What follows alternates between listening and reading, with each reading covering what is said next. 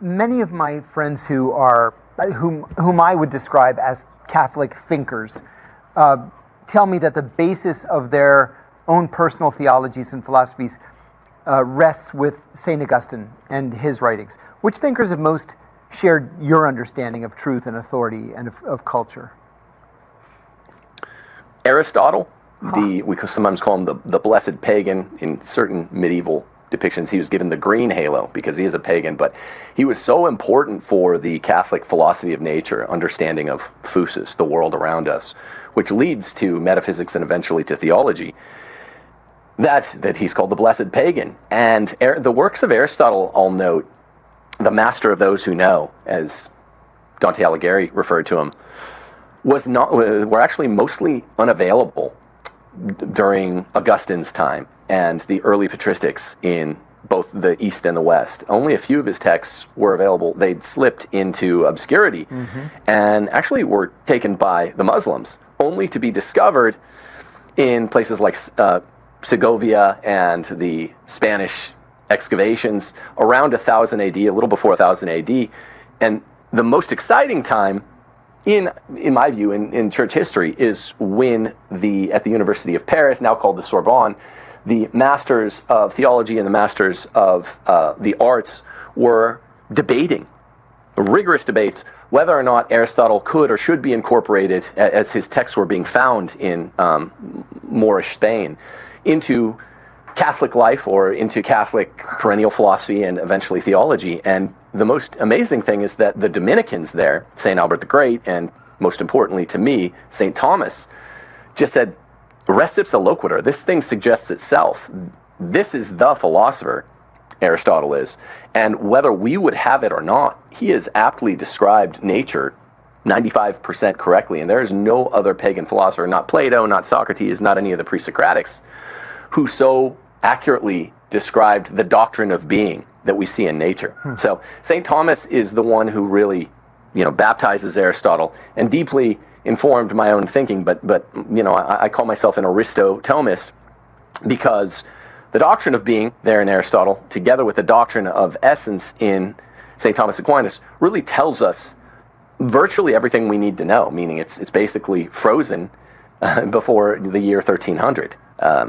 So those are the two preeminent thinkers, not only in my mind, but in, I would say, virtually every serious Catholic's mind is Aristotle, the philosopher, and St. Thomas. There are other thinkers like Suarez, Bellarmine, even the Muslim Aristotelian commentator Averroes, who St. Thomas calls the commentator. But these two give us the doctrine of being and the doctrine of nature that I adverted to before. To put it simply, we get a correct philosophy of nature, we Catholics believe, because of these two thinkers, this pagan and this Dominican, Aristotle and St. Thomas. I want to turn, if we could, to one of your books, Catholic Republic. What did you hope to accomplish with Catholic Republic? And more importantly, perhaps, who were you hoping to reach with this book? What I was hoping to do with Catholic Republic, which was my first book, was to externalize the internal. I describe America, controversially, I guess, as a country that's wired Catholic, but labeled Protestant and peopled by Protestants originally, but currently functioning secular. Wired Catholic, labeled Protestant, and currently functioning secular.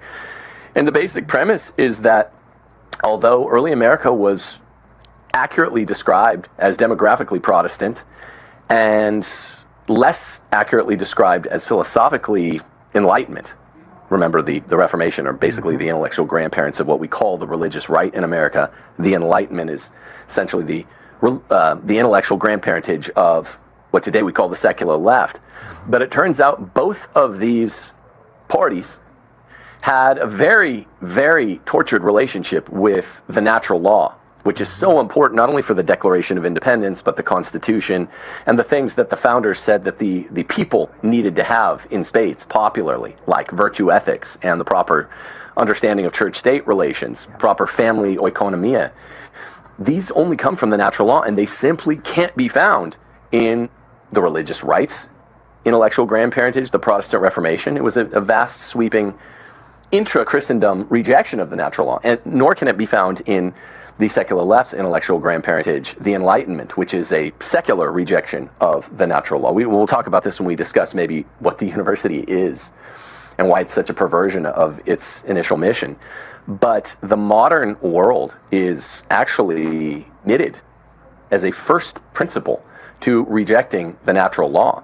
So America, insofar as it represents and depends on and draws from the natural law for things, the goodies that are the first principles to Americans, like natural rights, subsidiarity or local authority, virtue, ethics in the people, church-state relations, proper church-state relations, family economy, science and technology. You need the proper philosophy of nature for these 6 things, and you simply can't get it from either of the 2 supposed fonts of America's intellectual heritage. I call it Prot and Light. The right side, the 16th century Protestant Reformation, or the left side, 17th century Enlightenment. They both reject the natural law.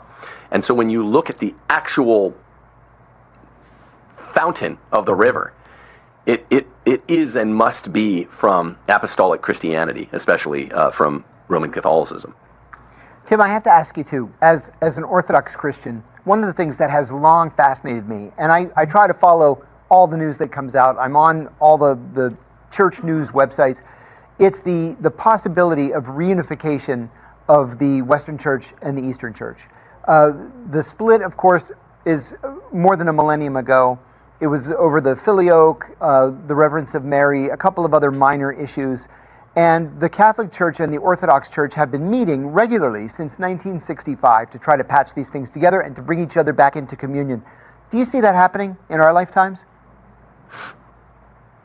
Sincerely, I wish it would. Yeah, I do too. Pope Francis, at the end of his tenure as 266th pontiff, was committed to it. Unfortunately, between the leader and leaders of the Orthodox Church and Francis, they're all kind of men of the left, and they were hoping to unite under, I think, an errant philosophical banner.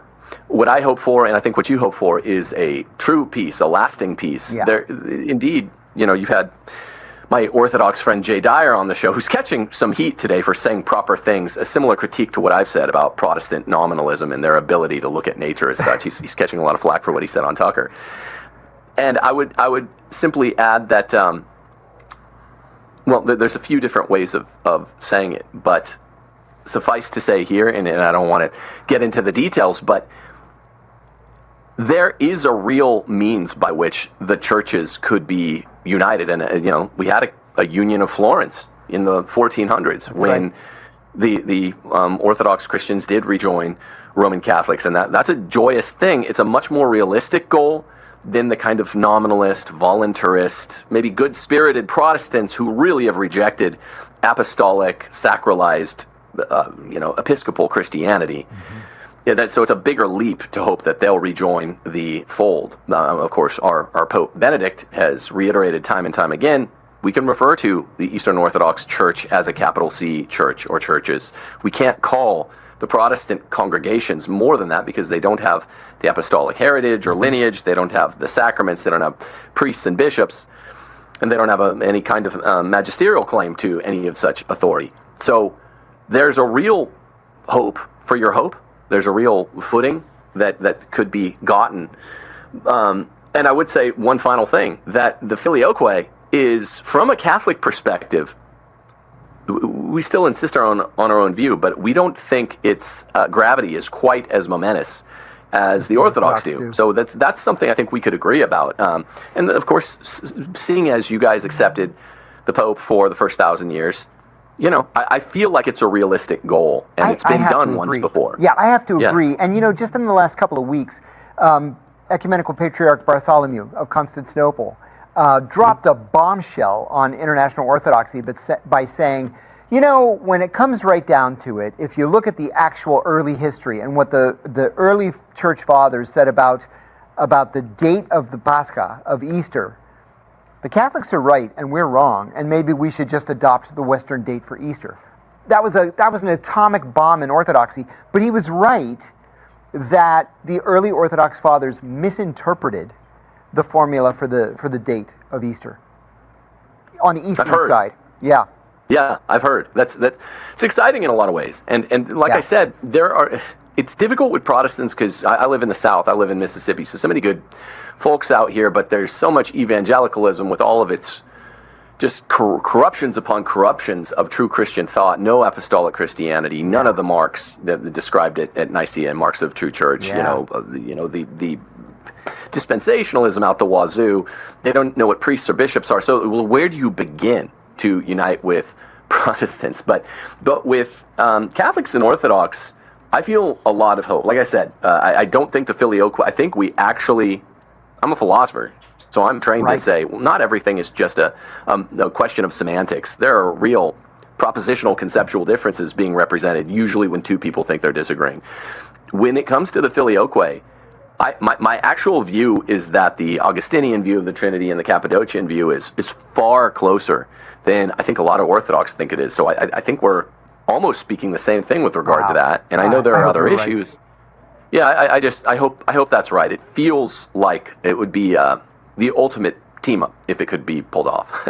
You know, my favorite TV show of all time is The Sopranos, and this is going to sound a little bit incongruous, but there's one scene where Philly Leotardo is talking to I forget who he's talking to. Anyway, they were arguing and they got distracted for a second, and finally Philly says, "What were we arguing about?" And the response is, "I can't remember."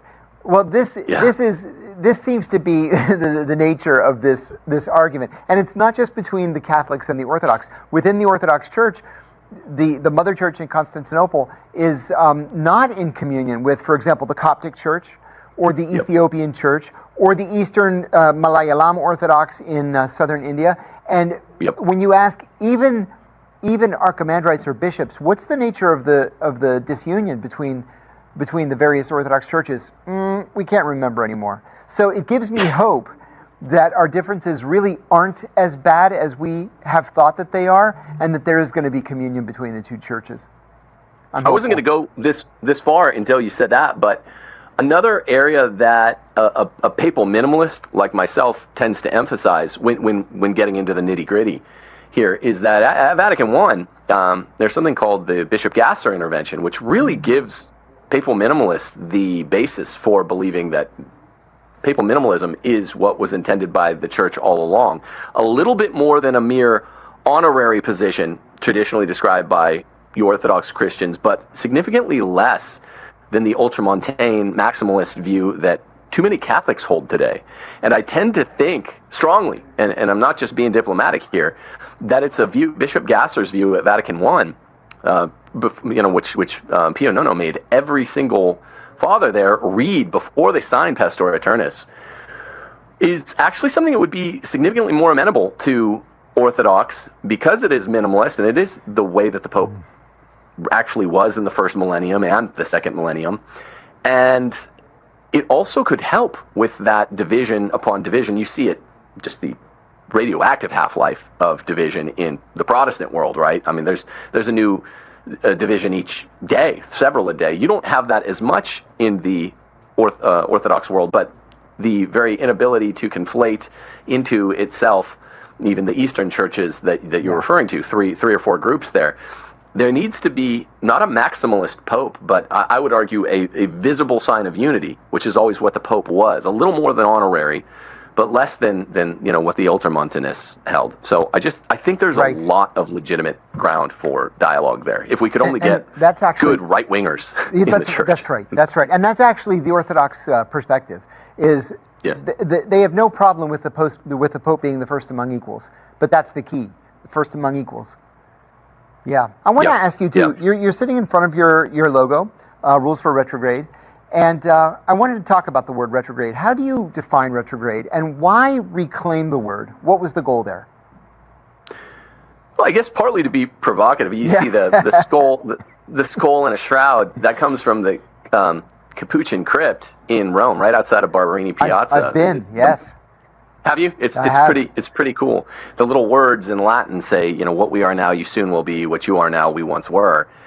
It's foreboding, but it's kind of the ultimate memento mori, isn't it? And that's what I'm saying is there's a lot of, in the Catholic world, I'll initiate a bit of self-criticism, we have the pre-conciliarists, I'm talking about Vatican II now, not Vatican I, versus the post-conciliarists, the ones that want to go back and reclaim tradition. I go to a Latin Mass, for instance, versus the ones who don't. And I guess I'm not much of a moderate, but in this way, I have a moderate view. My view is retrograde. It's not that LARP traditionalism, live action role playing or cosplaying, where you pretend you're living in a medieval hilltop village and pretend you churn your own butter. I have a Switch 2, I have TVs, I enjoy the modern technologies of life, and so do my 8 children. But going back to tradition in the ways over which we can, over the institutions that we actually control. The main institution I control as priest, prophet, king is my own household. I don't pretend that I can tell the Pope, or the last 7 popes for that matter, the Latin Mass is better than the Novus Ordo Mass, after Vatican II. We really need to go back to it. I strongly think that. I'm firmly convinced of it. But it's not my role to do so. So a retrograde is someone that's not a LARP, that takes seriously our Lord's admonition of living in the world but not of the world, meaning reclaim the traditions that have been given away over the last century or century and a half of our institutions we control. I mean, men need to reclaim control over their families, and this is not a hostile takeover. This is one of love, of the priest, the prophet, and the king, like our Lord did. But we can't do so over all institutions, nor do we need to churn butter or repudiate, spurn technology or electricity or something like that. So it's a kind of traditionalism that I have tried to insulate against being LARPy or pretend cosplaying. Well, let's talk about that traditionalism, especially here in the United States. We're seeing, not just among Catholics, but among some Protestants, an attempt to return to traditionalism. We're hearing terms like trad wives, traditional wives, and these alpha males admonishing men to embrace the masculine, to take control of their families and their families' destinies. That is also criticized as patriarchy. So what does patriarchy mean in your work, and why do you think the term is so controversial? Or maybe should it even be controversial? No, of course not. Patriarchy means power to fathers, and it dovetails beautifully with the concept I was discussing earlier of subsidiarity, which is to say local power is the natural law. I mean, the ref, if you're watching basketball, the ref who judges whether or not, I don't know, Shai Gilgeous-Alexander's foot stepped on the line is the one that was in the position to make the call. So governance being, I hate to use a German term, but it's Dasein, being there. Governance is, it's not that it should be there locally, it's that ontologically speaking, governance has to be there. If you want to go take your wife out to dinner, you have to get a babysitter to stay there with your kids. You can't just phone in if you have small children, right? Governance is inherently, as a part of the natural law, something that has to be done at the city or at farthest at the state level. It can't be done from Honolulu to Washington, D.C. Well, the first principle of that subsidiarity, that Catholic principle described by Pope Pius XI in Quadragesimo Anno, is patriarchy, that a man is really priest, prophet, king of his home. When you're boss, everything's your fault. But also, you get the authority. You don't just get the blame.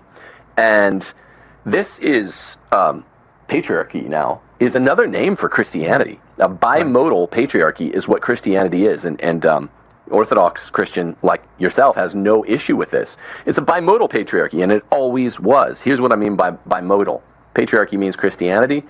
2 levels. The higher level is the clerical patriarchy, yes, based in our bishops, your bishop. You guys have real bishops. It's tough when you're talking to an Anglican and they think they have bishops, but they're not apostolic. You guys have real bishops. We have real bishops. And they, of course, ordain priests and deacons. That's a patriarchy. There's no women, and they are our spiritual fathers, the higher vocational calling. Well, patriarchy has a lower rung, which is the 99%, or what have you. It is the men who are called to populate the butts in the seats of the pews, which is yourself and myself and all the laymen out there. We're called to the vocation, if we're not called to the higher vocation, of being a lay patriarch, which is, J. Dyer actually mentioned this to Tucker the other day, that Chrysostom says there's something like a household church, which is his name for the family. Even Pope John Paul II called the household the ecclesiola, the little church. And men are called to be priest, prophet, kings, and they're called to have one mission, which is get themselves, their wives and kids to heaven. And of course, their spiritual father helps them do so in a kind of internal forum between the priest and bishop. But women are really called not to have their own mission, but as the helpmeet made from the rib of man, to help the man in whatever he sees fit. And it's supposed to be a friendship, but it's not a friendship of equals. Aristotle, in book 2 of the Politics and in book, I think, 7 of the Nicomachean Ethics, describes best friendships are best friendships not of peers. You can have close friends who are peers, but the best friendships are those between a father and a son, a husband and a wife. That's the one where you actually become one flesh, once you christen Aristotle. So even the closer friendship between a husband and a wife is that over king and subject. But you notice that waspiness, Protestant sensibilities about I'm your father, not your friend, or my wife is either my friend and we're equals or we're not at all friends, these are just wrong. These are desacralized notions. A father and his son are friends. That doesn't mean you buy your... Stewardship, right, is the difference between what we do and what Jews, Mormons, and Scientologists do. The fact that we don't put a dollar figure on stewardship. If you want to give the church $100 a year, give them 100 or 1,000 or 10,000 or 1,000,000. Is it that there's a dollar figure attached? Is that what this is about? No, John, let me ask you this. Let's say somebody wants to attend a Greek Orthodox church and they never want to pay one dime of stewardship. Would they be denied access to the church? Absolutely not. Everybody's welcome. Okay. All right. So you see, these stewardships that you're talking about, they're not quid pro quo transactions. They're voluntary donations. And a donation, or what's in the Hernandez ruling, it's called an unrequited gift, is when you give money and you get nothing in exchange. Nothing in return. That is a donation. Mm-hmm. Right. And so that's why, so with the 501c3 tax-exempt organization, which religions fall under 501c3, if you donate money to a 501c3 tax-exempt organization, you're allowed to deduct it from your taxes. But if it's a quid pro quo transaction with a 501c3, per the law, you're not allowed to deduct it. But again, the IRS is presently allowing the quid pro quo transactions of Mormon or LDS Mormon religion, Judaism, and Scientology now to be deducted in violation of the law and in violation of the Supreme Court Hernandez ruling. Right. Okay, so this happened. Immediately the Church of Scientology sees that it has an opening. Then what did it do? It's already failed at trying to intervene in day-to-day operations of the IRS or, of all things, the Coast Guard Intelligence Service. So what did it do in this case? Well, what happened was, John, is these two lawsuits that I mentioned, Garrison and Powell, were chugging through the courts. And in on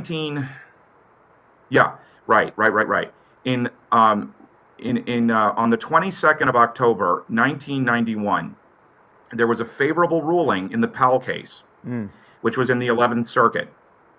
That means that Scientology was on its way with the Powell case to proving the administrative inconsistency on the IRS that Justice O'Connor warned about.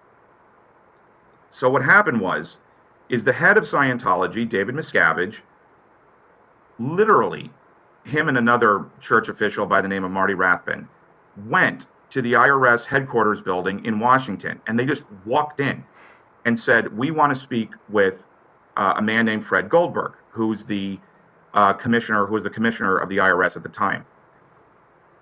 And they had no appointment. And the next week, Fred Goldberg agreed to meet with them.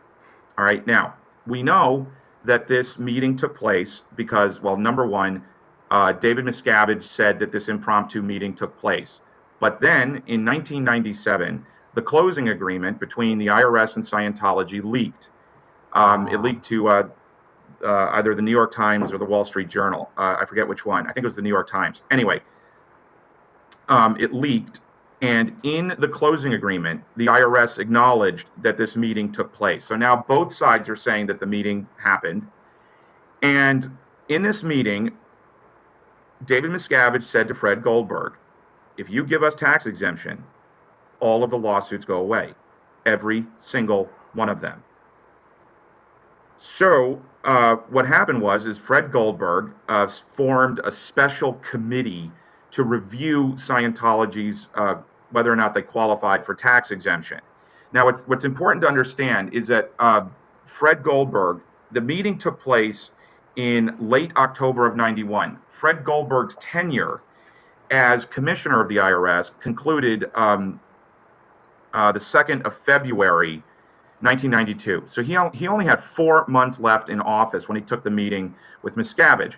So Fred Goldberg kind of had nothing to lose. So he formed a special committee to review Scientology's petition for tax exemption. And the special committee was headed up by a man named Howard Schoenfeld. This is all on my website. And they reviewed Scientology's petition for tax exemption for 2 years until October of 1993. And just for what it's worth, quick side note, there's a law called the Church Audit Procedures Act of 1983, which says that an examination of a church petition for tax exemption can only last 2 years. Oh. And then the government's not allowed to revisit the tax exemption for another 5 years. But anyway, this special committee concluded that Scientology qualifies for tax exemption. So on October the 1st, 1993, the exemption was granted. And true to his word, all of the lawsuits that Scientology and Scientologists filed were dropped. But most importantly, the Garrison case and the Powell case, the 2 cases where the administrative inconsistency was being argued.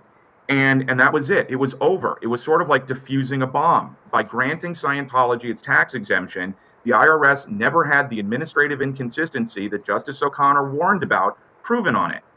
And so they never had to deny the deductibility of LDS Mormon tithing, Jewish temple dues, and now they're allowing the quid pro quo transactions of Scientology to be deducted in violation of the law and the Hernandez ruling. But I'm sorry, I think I got a little. Are there any other organizations that get that kind of a sweetheart deal? You mean where the IRS just outright breaks the law on their behalf? Yeah, and just says, "Oh, okay, you can keep all that money. Just go ahead and keep it. No sense in paying taxes on it." None that I'm aware of, not to this magnitude, John. I mean, I'm sure there are people out there who know of times where the IRS maybe didn't collect all the money that was supposed to be paid, but I'm not aware of those. This is the most egregious, again, that I'm aware of. I have a friend who's an IRS agent. Actually, that's not true. He just retired last month as an IRS agent. And he said that more than 90% of the investigations that the IRS does are when one divorcing spouse rats out the other divorcing spouse for not paying taxes or for hiding money someplace. And even if they wanted to go after these big organizations, big churches, big tech, big whatever, they don't have the manpower to do it. It's easier to go after the little guy and break him because he can't afford legal representation. And so they break him and force him into paying penalties and interest and quarterly taxes for the next 5 years. Why bother with the Church of Scientology or with international Judaism when they have unlimited funds that they can use to hire lawyers to fight you? Yeah, that's true, John. But if you remember, I talked about the Church Audit Procedures Act of 1983. Basically, this act makes it practically impossible to audit a religion because it sets this artificial timeline. You have 2 years to do it, and that's it.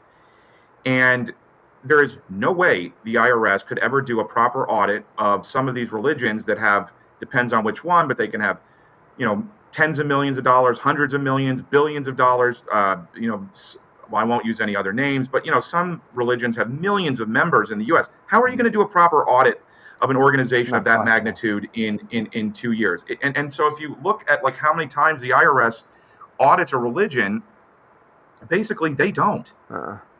They don't. Yeah, there was something else. Go ahead. I was going to say, and it's so hard to audit an organization that is as secretive as the Church of Scientology and as accomplished as it is in hiding its assets all over the world, mostly in the form of real estate. There's an attorney that I know in Washington, D.C., one of the most highly respected constitutional attorneys who practices law. And he told me more than once that if you really want to hide money, if you really want to launder money, you can do it with racehorses, fine art, and real estate. Yeah. Yeah, and you were talking about how Scientology translates its money into real estate so that they can hold on to it. But Scientology is not the only religion that does this. I will, like, for instance, just real quick, I know there's a building in Manhattan, New York called the New Yorker. Mm-hmm. Now, there's a magazine called the New Yorker. That's not what I mean. There's an actual building with a big red sign on top that reads the New Yorker. And it's owned by the Unification Church, otherwise known as the Moonies. Right. Reverend Sun Myung Moon and his family.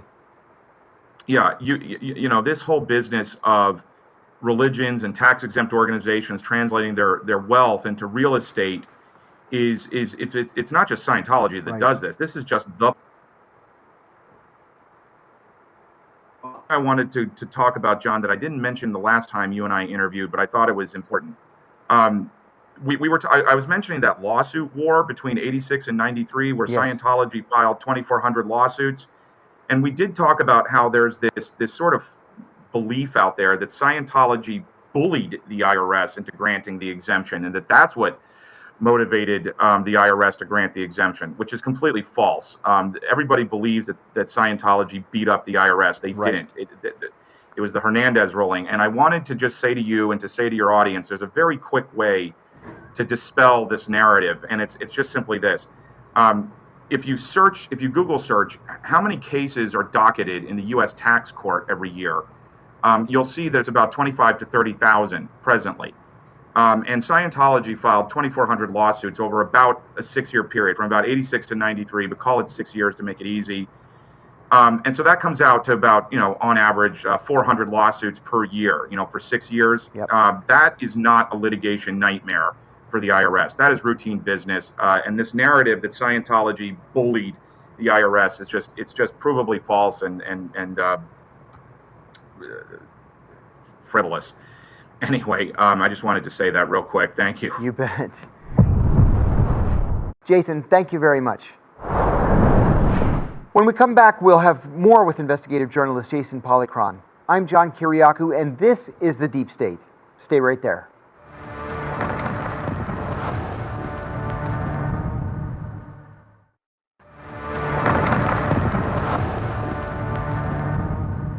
Welcome back to The Deep State. I'm John Kiriakou. We're joined again today by our guest, investigative journalist Jason Policron.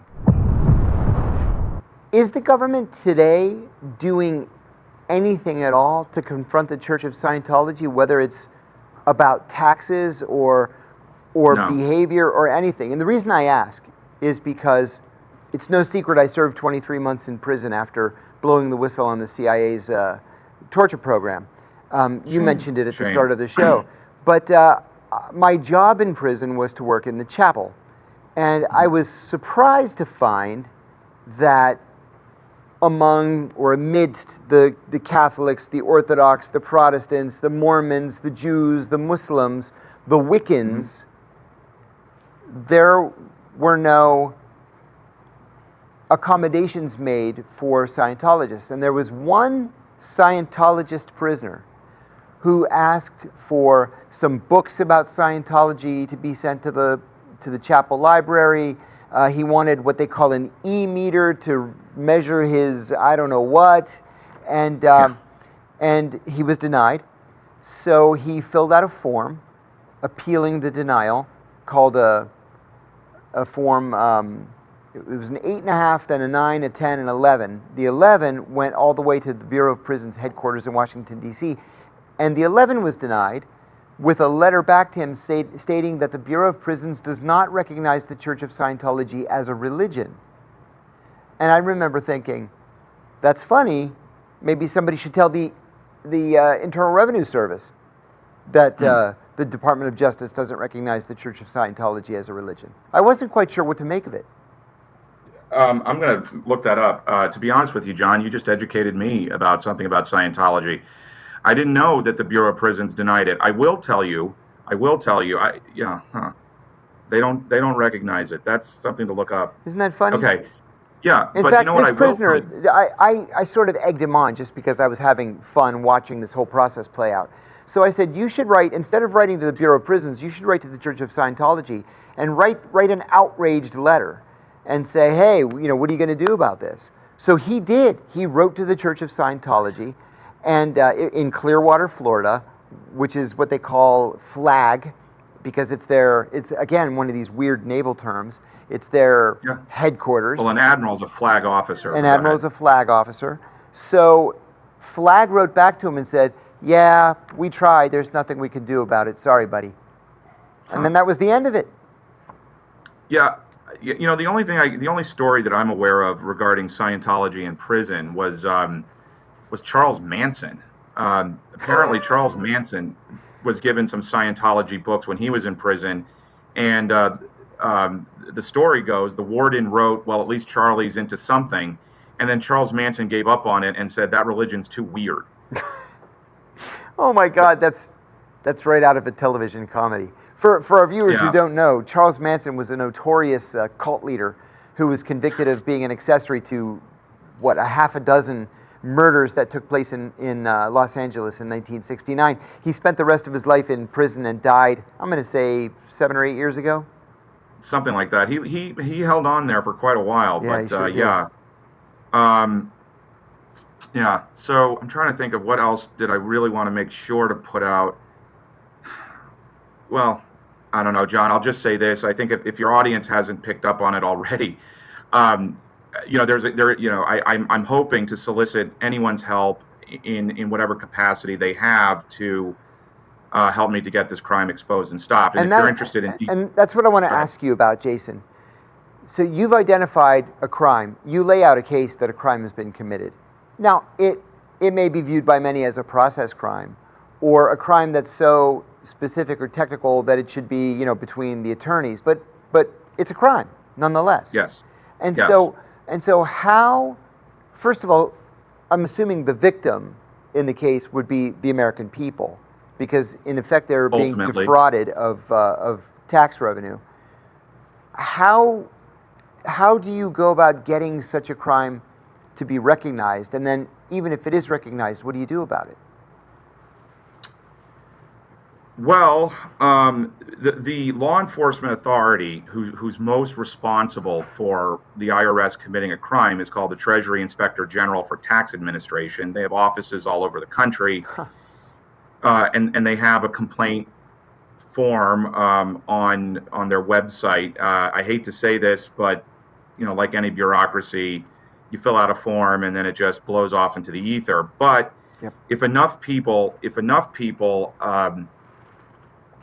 start sending in complaint after complaint after complaint, then hopefully the people at TIGTA are going to say, hey, wait a minute, maybe there is something going on here.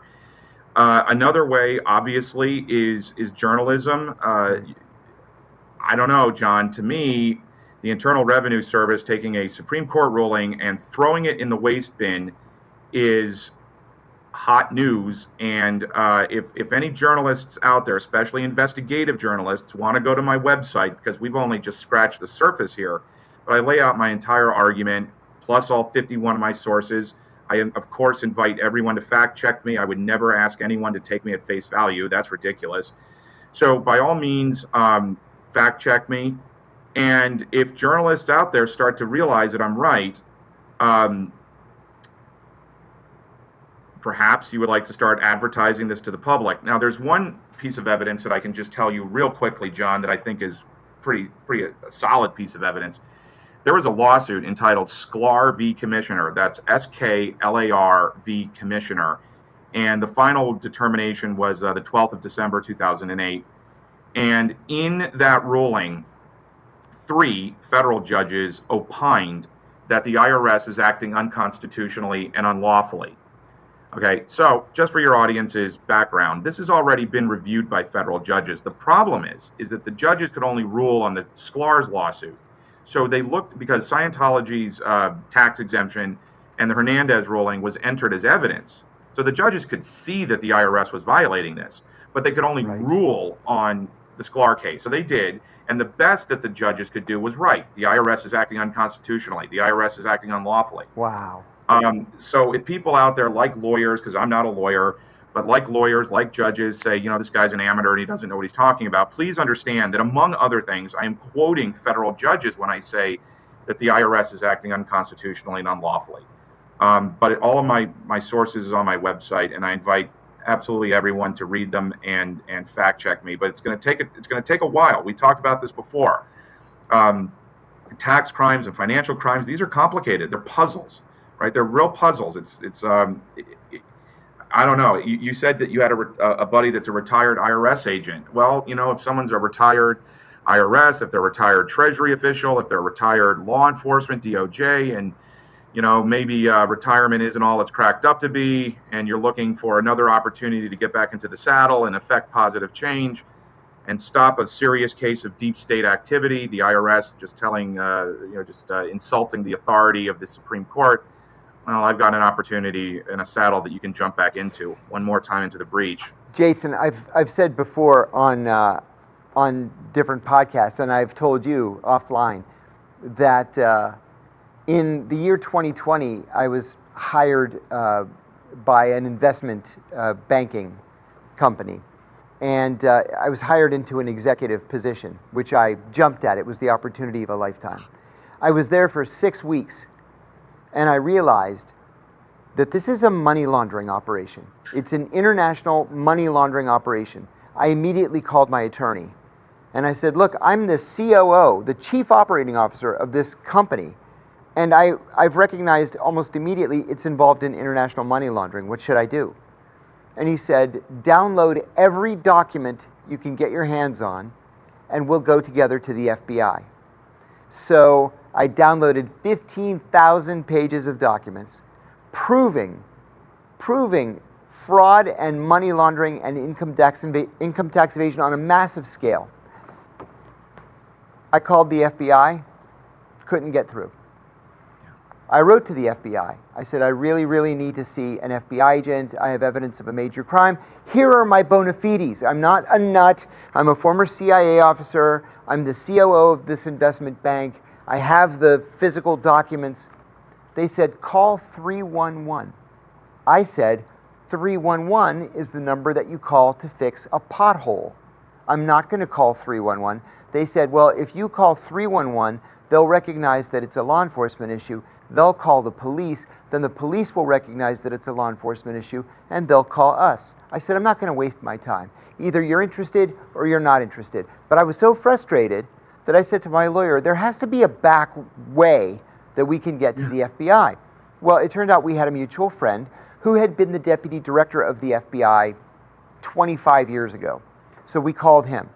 He said, sure, I'll get you into the FBI. So we went to meet him, and while we were there, he called the FBI, and an FBI agent agreed to see us in the Washington field office.